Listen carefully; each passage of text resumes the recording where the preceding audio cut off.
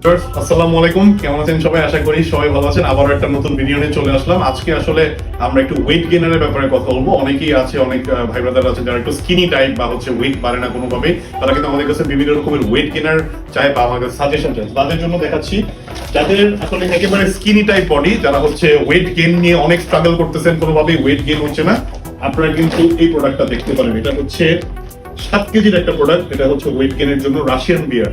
Russian Bear one of the oldest brand বলতে পারেন। US এর একটা প্রোডাক্ট রাশিয়ান বিয়ার। আপনারা বিভিন্ন ফ্লেভারে আমাদের কাছে পেয়ে যাবেন, দেখতে পাচ্ছেন।